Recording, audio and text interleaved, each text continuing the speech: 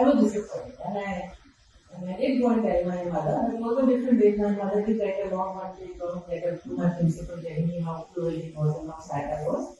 She said, deal with it. That's his rule, it's his rule. So in my wisdom, I thought, entirely I become house captain. Guess who my house warden was? A physics teacher. He was equally disappointed. He said, Pagal ho. He used these words of your failure into humanities.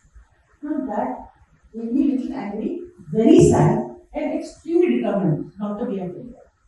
That's what, when somebody challenges you like that, you want to, really say, this is not going to happen. So I let it be. I said, I can't really change their minds. Okay, I won't be anything. Alright, I won't be an girl, I won't be a house captain. But then some wise person, my vice principal said, she must get a plus. She gives so much for this course. She does well academically. She goes for inter-school competition, gets us a first prize. So she has to be given something. So I will make something called a school prefect. There were just two of us. We made prefects, which meant we were sort of chota head boy head boy kind of a thing. My second disappointment came when I did in the middle of my masters. So when you're doing your masters in DU, you select subjects. So the most difficult combination is something which you say is called 6 Europe. You have 6 papers of European history. No one does that. Out of a group of 200 students doing a masters, only about 8 or 10 do it. I was among those 8 or 10 because I wanted to be different. I wanted to get a job quickly. Because I was told that in the European history market there is not so much of competition and jobs keep coming up and you will get a job quickly. It was very tough. Very, very tough. And those of my friends who did 4 papers of European and 2 papers of American history would laugh at me. Who told you to do 6 years of Europe? Drop it even now, you can drop it. I said, no, I will be determined. When I picked up something, I'm not letting go. I struggled through those 6 European papers. I did very well. I was second in the university. I was happy. And then, of course, I was hoping I'll get the first job that comes up. Right? Normal. Lucky me, 3 months later, a job comes up for a teacher of European history. In a not so good college, they deal with their university. And I walk into the college on the first day of the so-called, opening of the college, and I see the job has been given again. Now I knew everybody who was in European history in the university. They were all men. They were not supposed to be teaching in a girls' college. I thought the job was meant for me. I was a female. This is a female college, and you needed a European history teacher, and there I was. And I said, who's the job got to? They said, hush, go back. I said, no, I'm not going back. I want to know who got the job. If somebody got it, I'm okay. I can handle it. So one of the senior teachers took me into the staff room, and to my mother, she said that the principal's niece has also done history. I said, who's the principal? She said, she named somebody who was in my class. I said, but she did not know that she did China and Japan. How can she be getting a job for European history? She said, I don't know, don't fight it out, just go. Was I going to be quiet? No. So I went to the university and I walked to the HOD's office and I said, why do you advertise these jobs? Leave it open, let anybody get anything. Why this myth that people who do European history will get a job? He said, why are you ranting? What has happened? So I told him. So the next day I get a call from the college that there was a mistake and I can't come and join. So I joined the college. But this principal made it a point to make my life miserable. I could have stumbled, I could have apologized and just left, but I didn't want to. I wanted to be strong. I wanted to be brave. I wanted to stand there and say, I'm the right choice. So I became the right choice for the entire college. Everybody started giving me more work, started talking to me, they started respecting me. But everybody but the principal. I handled that as well. It didn't matter because I think it's what you have inside is much more important than what is outside. It's easy to ignore somebody looking negatively. That job didn't last long because there are only 3 months and 6 month jobs which you get in the university. Even now, there are only 3 vacancies most of the time. I then joined my first teaching job in Architecture. I went back to my own alma mater. And from there I went to Vasantpur, which is another school which is very close to my heart. We went from Architecture as a team that is going to set up Vasantpur. My third struggle with resilience came because the principal, who I still remain very fond of, he was my biology teacher in class 9 and 10. He called me and he told me to my face that I have to do all the promotions based on seniority. Is that a good thing or a bad? Tell me. I need the feedback. Good or bad? Bad. Why? The senior person doesn't want to work, they're going to get a post anyway. And the juniors are working, so I think they're not going to get any post. I won't get a promotion, I won't get a salary raise. Then I asked him, I said, shall I move? He said, no, don't move. I'll give you enough work. I said, how does this look like to me? It's a very tough decision to move out of that place which I called home, which was very close to me because we had to work extremely hard in the first 2 years to make ourselves what it was. And then I came to what I now call my real home, DPS Gurgaon. And I think I didn't let that episode make me bitter, make me sad, or make me disappointed. I decided I will not be like that. So from any bad experience you have, any negative experience you have, you can always learn, I will not let this happen, it can't happen power. And then the fourth occasion that came in my life, which I think all of you will agree with, was with COVID. It got us all down. But it got me a little more down than others because I think everybody was in their families, right? Nobody was stepping out. All mummies, papas, no travel, everybody was home. I was all alone. My family was abroad, so I was absolutely alone. And it can be a little panicking to be only looking at the same walls every day. I would attend classes, I would enter many of your classes when you were in class 5 or 6 at that time. I would enter class, I had meetings with CBSE, with NCRT. I kept myself busy. मुझसे नहीं होगा और माँ मेरी वापसी की flight जल्दी करा दो please I uttered these words to my mother through 3 oceans, 9 time zones and 5 continents as I pleaded with her to get me back to my country, away from the summer program at my dream university, the prestigious Ivy League Brown University in the USA. The USA, where the Sundar Pichais and the Satya Nadellas of the world were made. The USA, where the dreams came true.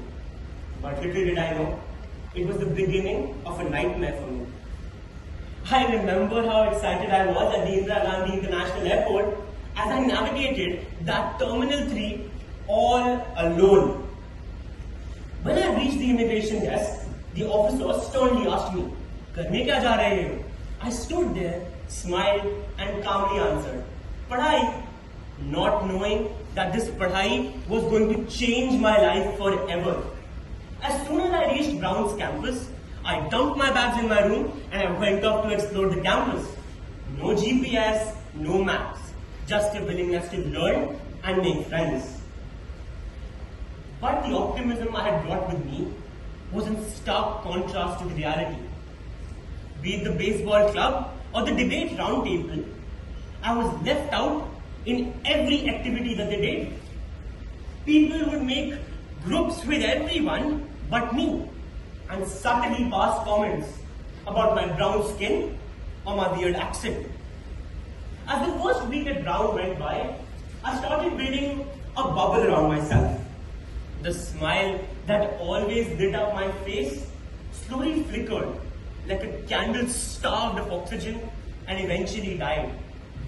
Those racist comments, they slowly chipped at my personality, leaving me with nothing but a hollow version of myself. They called me an uneducated Indian and sneered at how someone like me could even speak English. My rose-tinted glasses cracked, breaking my spirit into 1,000 pieces and shattering the illusion of that American dream that was fed to me from a very young age. As I lost the reins of this facade to racism, my brown skin, bruised with being a stigma of being an outcast, an alien from a developing country, while all I wanted to do was make a mark. Desperate to fit in, I started speaking the American way, eating the American way, watching movies the American way. All in the hopes that they would see me beyond that stereotype. They would see me as someone they could be friends with. Life at Brown, it became a recurring cycle of working, sleeping, eating, and then breaking down at night. But despite all of this, my mother stood with me like a rock, even if she was 7,000 miles away from me. Even if I called her with my eyes red and soaked with tears. Her strength gave me the true courage to honor my identity. But on 29th June 2024, everything, and I mean everything, changed. India lifted the T20 World Cup after 20 years. I wore that bright blue Indian cricket jersey outside of my dorm for the very first time, and that too with my head held high. Its polycotton blend provided me with an unusual sense of comfort that day, because I wasn't trying to fit in anymore. I was proud of who I was and ready to face those racist comments yet again. But then again, something unexpected happened. Seeing my jersey, a Puerto Rican boy from far away asked me if I was celebrating something. I nodded, yet silently. Neither did he ask more questions, nor did I give any more explanations. He called me into his group and started dancing like me, like I had known one of them forever. I realized I'd met my people, the Latinos. They were warm, they were unapologetic, and most importantly, they were happy in who they were. They weren't Indian, of course, but the way they celebrated that World Cup win without knowing anything about cricket made me believe in humanity again. They embraced me like I was one of their own, and that made me learn again. Not just about economics or theories, but about life, community, and identity. Then arrived the moment of my birth. My final presentation at Brown University, the Brown University. I was speaking on the topic, the Indian economy. A topic that had always meant more than mere statistics to me. To that presentation, I didn't just bring slides or references. I brought the Indian in me who was almost made to believe that such big dreams, they weren't made for people with a brown skin like mine. I entered that room, not wearing a tie or a polished suit, but a kurta. A subtle, intentional act of persistence against all that I had been through. As I spoke about India's global innovations, its resilience, its influence, I wasn't just telling a story about my country, but also myself. A boy who had been mocked for his accent, a boy who was treated like an outcast, a boy who was called uneducated just for being Indian, a boy who still decided to show up day after day. That was my resilience. So remember, and being absolutely showered with the kind of love that makes you feel like the center of the universe. For me, those visits were anything but ordinary. Every school break while my friends scattered to hill stations or beaches, I found myself trading one set of classrooms for another. Because my grandparents' house was also our family's school. I remember racing around the classes, fiddling with the chalk and blackboards, playing cricket with my cousins behind the school building. But most of all, I savor the memories of my dadi. Behind her loving and affectionate persona, I could have never imagined the pure hardship and struggle she endured throughout her life. Imagine losing a father at the age of 9 months and being brought up by a mother who struggled with her mental health even before you could start walking as an infant. Imagine becoming a child laborer, working on farms to earn a quarter of a rupee to be able to have a morsel of food. This is the the foundation of adversity upon which my Dadi built her entire life. When I feel the scorching rays of the sun in the peak of summer, I have the privilege of simply reaching into my bag and pulling out 50 rupees to spend on iced coffee. But as I wait impatiently in those long queues in our cafeteria, the realization tends to dawn on me that these 50 rupees would have been enough to ensure my Dadi had food on her plate for at least a month. But these were the very circumstances she wanted to rise above. So no matter how dilapidated the village school was, she somehow made it a point to study, even if it was under a tree. Even after getting married and while raising 4 children, education never took a backseat in her life. So after completing her masters, she pursued teaching. But Dadi's vision extended beyond the 4 walls of her classroom.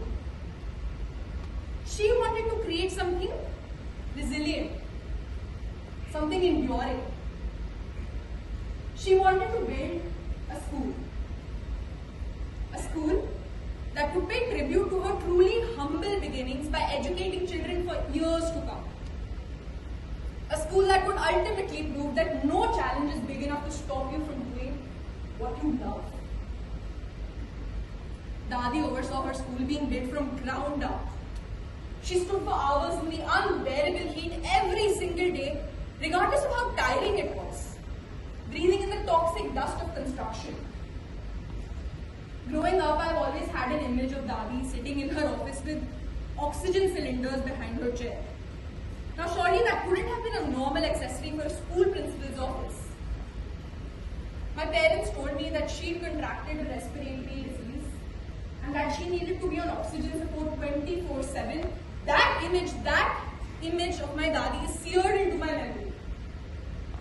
My Dadi frail, but unbroken, tethered to an oxygen tank but still commanding a room full of students with the same passion as ever. I remember sitting next to my Dadi and hearing the devastating confession of a mother who said she couldn't afford her child's fee. Now at the age of 10, I couldn't fully comprehend how hard that must have been. But when my Dadi immediately offered to pay for the child's education, as she had done for so many others, I couldn't tell the difference between my Dadi and an angel.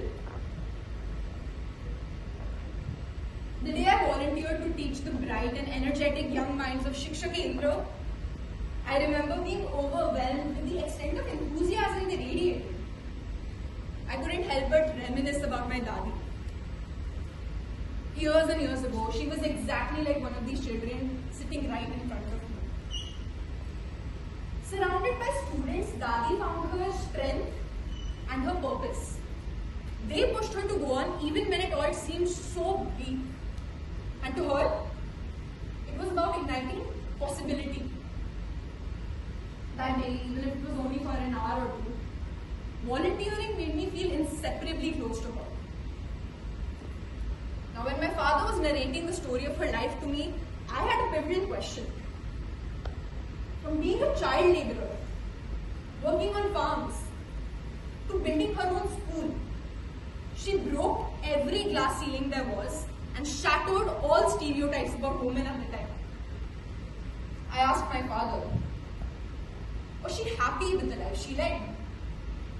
At the end of it all, was she satisfied with herself? And my father smiled slightly and said, the mantra of her life was, Charaveti, keep going, keep moving forward. For Dadi's satisfaction was never the destination. She was always restless. She saw every achievement not as an ending but as a new beginning, a new challenge and a new barrier to break. And that's the level of dedication I aspire to have. That's the fire I want to carry within me, because she showed me that true strength lies in the will to serve, to lead, and to never ever give up. I'll be stepping out into the real world very soon, and I can only imagine the tidal waves that will come crashing my way. But none of them will seem big enough to plunge me overboard. Because Dadi's story has taught me two things. Firstly, we can't walk into life expecting it all to be smooth sailing. And secondly, no matter what harsh currents you come across while sailing, know that you will always overcome as long as you never stop rowing your boat. Thank you.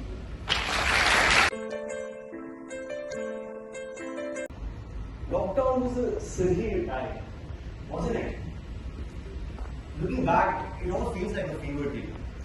8 hours of staring at the screen, punching in meeting codes, clicking to MCQs. Things blurred into each other. You know? But the changes we underwent were like waves. Soft and unassuming. Yet, they carry deep undercurrents. The return to the offline world was seamless for many, like pressing play on a paused reality. Schools reopened, filled with classmates who grew up overnight. Rickshaws flooded the streets again. Traffic's loud. Life at first glance seemed unchanged. But the world inside my house had changed irreversibly. In May 2021, I lost my father through a heart attack. I remember waking up at 4 a.m., my sister's voice as gentle as it was shattering. There are no words to describe that kind of emptiness. There was not a sentence that I could let out. No expression of shock, no audible gasp, not a sigh. Just silence. Thick and suffocating. The world around me was smaller, and I lied down, having not said a word. My father used to say that if something made me afraid or caused me to question my abilities, it was my obligation, not to anyone else, but to myself, to try to do that exact thing with honest effort. He believed that fear was not a signal to turn back, but an invitation to grow. I am a musician and I am a son. These are the words that I often use to describe myself. And today, I'd like to tell you the story behind why. Music has been an irreplaceable part of my life from a very young age. And it all started off with my father's box. Every morning, my wake-up call was the sound of my father's voice roaring with joy, singing the words of his favorite songs. But the day I remember most vividly was when he played Holy California for the first time on a new TV. I never heard the song, but I saw him make the most absurd faces. He was strutting and swinging and dancing. And the video got to the 4-minute and 22-second mark. And then came the solo that was an 8-year-old me, falling in love with the guitar. Immediately after his death, music started to disappear from my life. Music was so deeply tied to the memory of him, I could not bear it without stopping. But as lockdown persisted, I had other things to do other than play the guitar. So eventually, I started playing again. But the journey of rekindling this old friendship was not one that resolved overnight. For months, playing my guitar was a source of very conflicted emotions. But eventually, it became a source of peace. The Backstreet Boys were back, my dad would say. I used to sing and play in the privacy of my room and hesitantly send recordings to friends. But there was an age I was never really able to scratch. I wanted to perform. But being on stage terrified me to no end. And I put myself in a box, neatly labeled. I'm someone who prefers to work behind the scenes. But it just so happens that one day, a close friend of mine suggested I perform with a sister in the upcoming Winter Carnival. It was at this moment my father's words came to mind. An obligation to myself. And the only appropriate step forward was taking a massive leap. I was going to perform on stage. But the lead up to the performance was far, and I mean far from my reach. The rehearsals were rushed and clung to me like a second skin. And as the day arrived, my mind was a world of the dream. My mind was a reel of the worst case scenarios. My hands trembled as I stepped onto the stage. stage of my feedback. A false start. What felt like it was all crumbling down to somebody else maybe. For me, it was not that way. You see, being on that stage was exhilarating. You know, as we continued playing, I began moving with the music. My feet moved on themselves. I was smiling, I was engaging with the crowd. I realized that the stage and I were going to be the best of friends. In the last 3 years, my journey in music has been star-studded with memories. Performing at the Winter Carnival with my seniors, Rock On, Jaipur History Festival, winning the 21st International Music Dance Festival in Bulgaria, and the achievement closest to my heart. Finally learning the solo that caught my heart all those years ago. With every milestone and with every challenge, my father's words have been my guiding light. I've come to find that discovering yourself is not a singular moment, but a continuous process. And it's one that begins to allow fear to be your teacher and not your enemy. It's how I found courage, creativity, and connection. One note at a time. And that is why today, I cannot say I'm a musician without telling you that I am above all my father's son.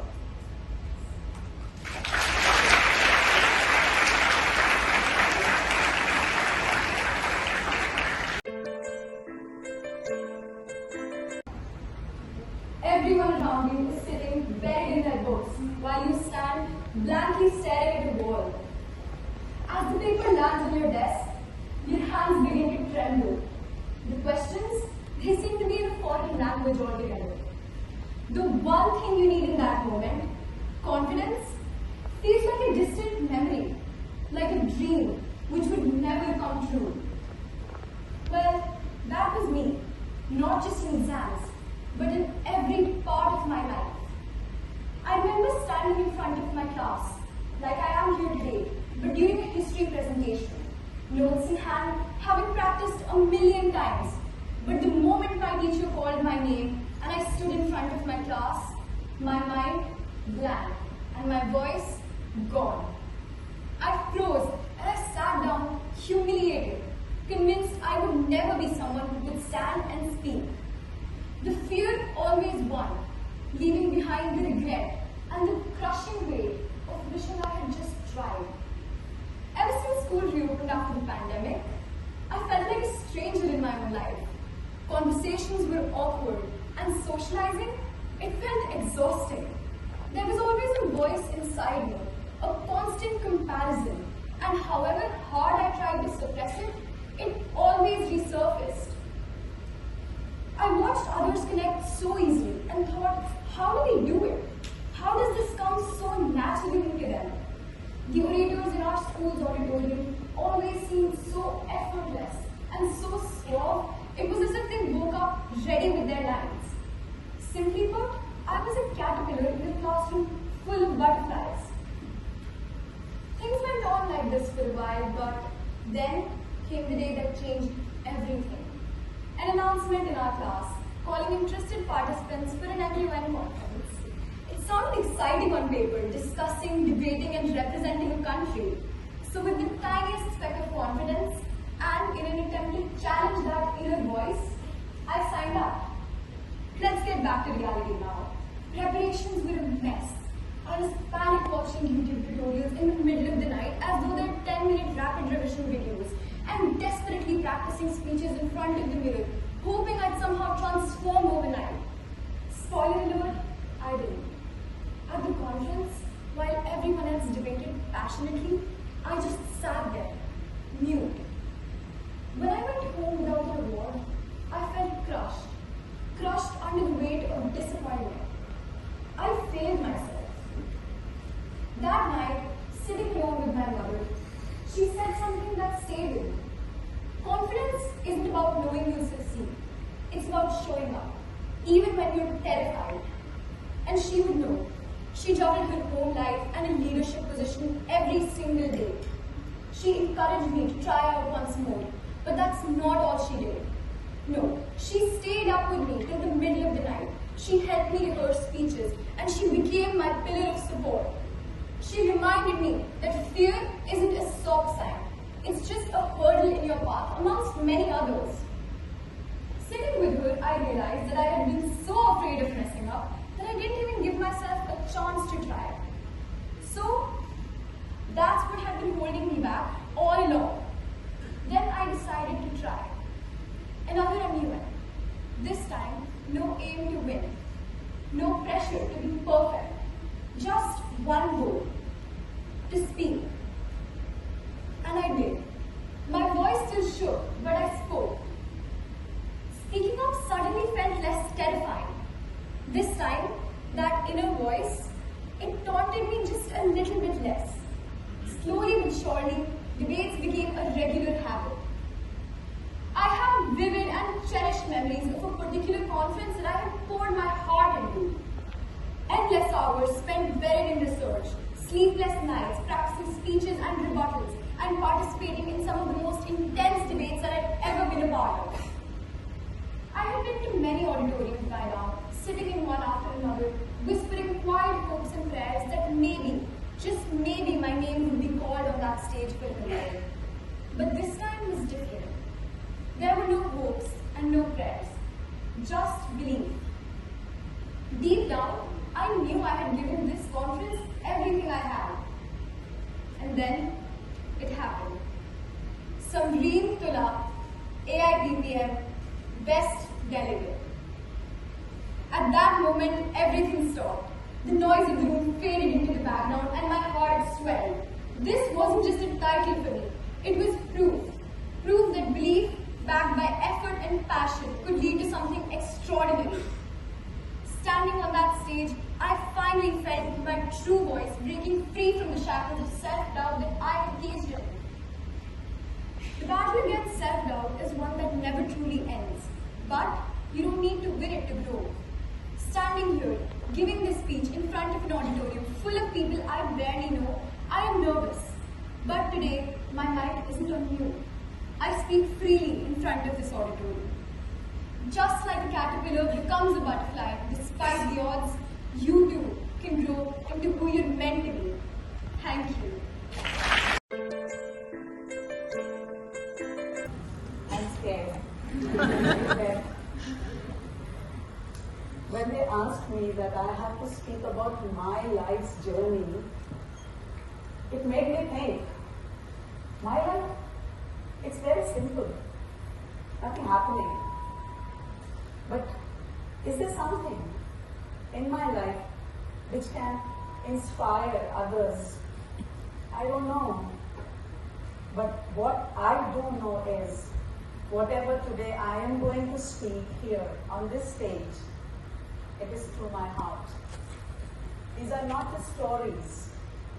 These are moments I live every single day of my life. For me, the pain, a true human being is the one who feels the pain of others in his own heart. And I believe that from the very, whatever I could think about my life, whenever I looked at people who struggled, who had some pain, they stayed with me. I couldn't bounce them off. They persisted. I couldn't turn away.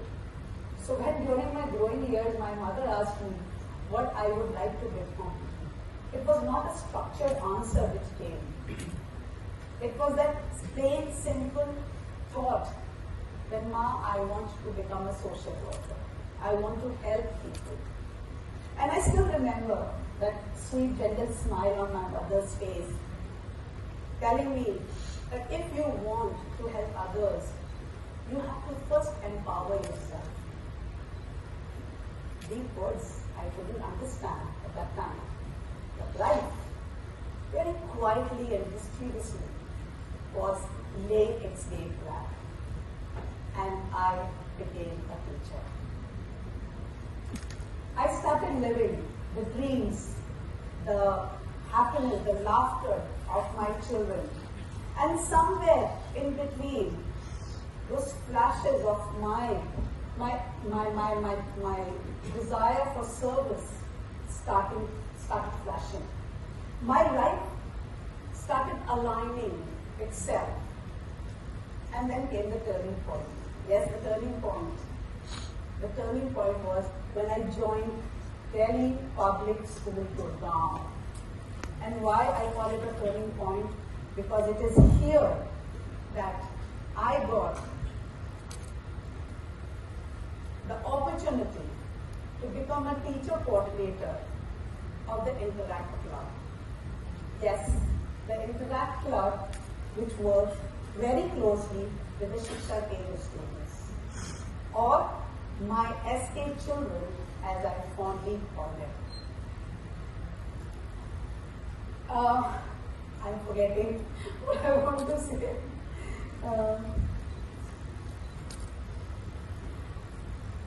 When I became the teacher coordinator of the Interact Club, my childhood dream of service started taking shape. Not in a dramatic way, but in real breathing moments. These children of Shiksha-Kendra, they have given me more than what I have given them. They don't hold back. They come running with their love, their trust, their smiles, their giggles, all real. They identify with me. But I have discovered myself through them. They have taught me what pure, unconditional love is.